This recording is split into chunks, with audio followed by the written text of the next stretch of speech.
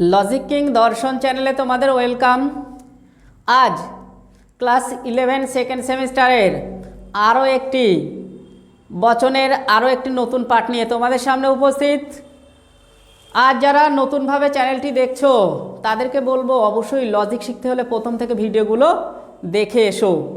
যদি কোনো জায়গায় বুঝতে অসুবিধা হয় আমাকে কমেন্ট করো, কমেন্ট বক্সে কমেন্ট করে জানাও কোথায় কি সমস্যা, আমি A to Z হেল্প করব। আর জানি না যারা বই টই পড়ো না বা যাদের কোনো গৃহশিক্ষক নেই তাদের জন্য আমার এই লজিক কিং দর্শন যদি তোমার কাছে থাকে তাহলে কিন্তু তুমি সমস্ত প্রশ্নের উত্তর এখান থেকেই পাবে। আর যারা বিশেষ করে বই টইয়ের সঙ্গে সম্পর্ক নেই বা যারা পড়াশুনো অন্য কাজ করে পড়াশুনো করো, যাদের খুব বেশি সময় নেই তাদের বিশেষ করে বলবো আমার চ্যানেলটা ফলো করতে। তাহলেই কিন্তু তোমরা এখান থেকে একদম 40-এ 40 নম্বর পেতে পারবে। এখান থেকে পুরো নম্বরের ভিডিও, পুরো নম্বরের মানে কি বলবো, পুরো নম্বরটাই এখান থেকে তুমি কালেক্ট করতে পারবে ভিডিও থেকে। আর এছাড়াও বিষয়ভিত্তিক তোমরা সাজেশান পেতে চলেছো 2026-এর জন্য। দেখো আজকে তোমাদের যে পাঠটা শেখাবো সেটা হচ্ছে সত্য মিথ্যা। সত্য মিথ্যা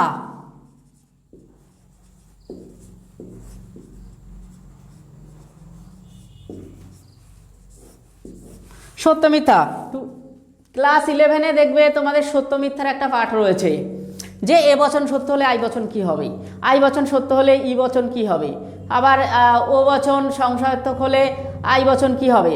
তোমাদের কিন্তু এরকম একটা পাঠ রয়েছে যাতে কিন্তু 3 থেকে 4 নম্বর পাবে তোমরা। তাহলে সেটা আমরা কিভাবে পারবো, সেটা আমরা কিভাবে বুঝবো? তাহলে কিন্তু এটা কিন্তু পেতে গেলে সামান্য একটা ছোট্ট একটা টিপস যেটা তোমরা একবার শেখো সারা জীবনের জন্য জেনে নাও।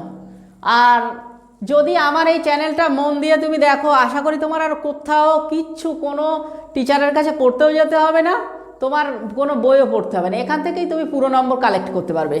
দেখো সত্য মিথ্যা আমি কিভাবে করাচ্ছি একটু মন দিয়ে দেখো।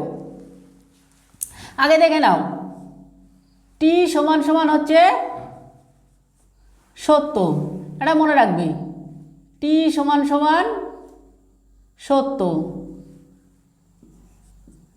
এফ সমান সমান মিথ্যা, মাইনাস ডি সমান সমান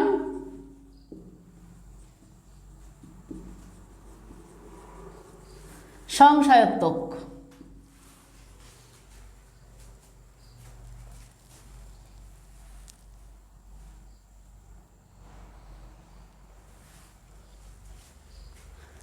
সংশয়াত্মক তাহলে তোমাকে কিন্তু ঠিক সেমভাবে একটা ঘর কিন্তু তোমাকে টানতে হবে।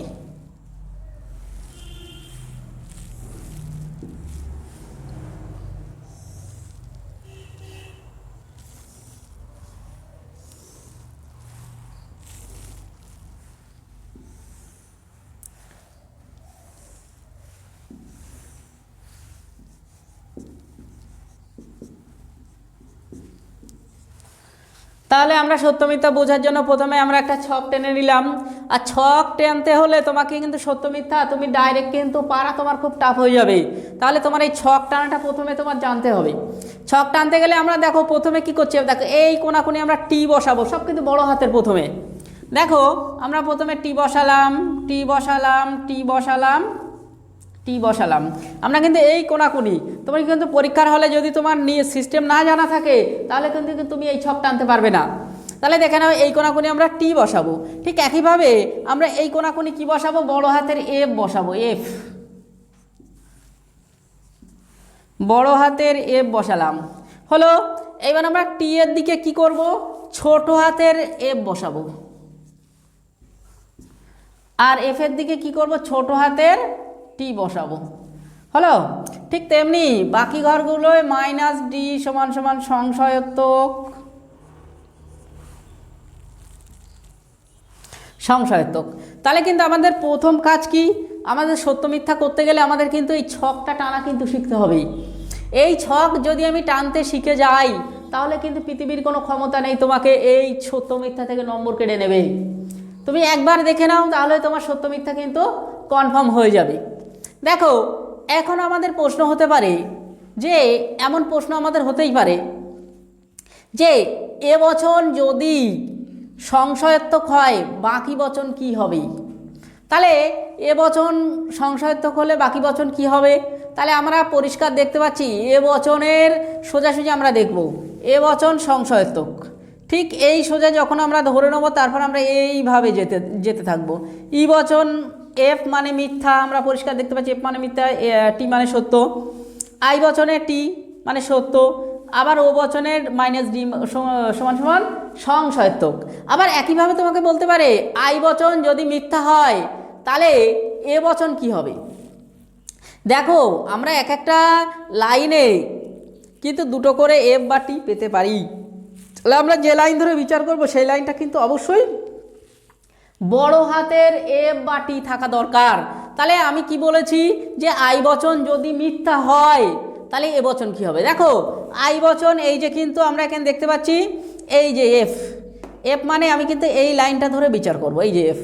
আই বচন যদি মিথ্যা হয় তাহলে এ বচন কি হবে, এই সোজা আমরা এখানে কি পাচ্ছি এফ পাচ্ছি, তাহলে এ বচনও মিথ্যা হবে। পরিষ্কার দেখতে পাচ্ছ। ঠিক একইভাবে যদি বলতে পারে ই বচন সত্য হলে আই বচন কি হবে, তাহলে ই বচন যদি সত্য হয়, দেখো আমরা এই লাইনটা ধরবো, কিন্তু আমরা এই লাইনের মধ্যে যেটা আমাদের চাইবে আমরা সেই লাইন ধরে বিচার করব। ই বচন যদি সত্য হয় তাহলে আই বচন কি হবে, মিথ্যা হবে। পরিষ্কার আমরা এই লাইন সোজা যাব। হ্যাঁ, ও বচন কি হবে, টি সত্য হবে, দেখতেই পাচ্ছ। কিন্তু একইভাবে আমাদের টি যদি আমরা এই লাইনে যদি আমরা বড় হাতের দিতাম তাহলে দুটো টি হতো, আমাদের বুঝতে অনেক সময় সমস্যা হতো। তাহলে আমাদের কি হবে, আমরা একটা করেই বড় হাতের অক্ষর দিতে পারবো এক একটা লাইনে। আমরা কিন্তু দেখো প্রতিটা লাইনে একটা করে টি একটা করে এফ আছে বড় হাতের। আর আমাদের যেটা সত্যর লাইন ধরলে টির লাইন ধরবো, মিথ্যার লাইন যদি মিথ্যা চাই তাহলে আমরা মিথ্যার লাইনটা ধরবো, এফের লাইনটা ধরবো।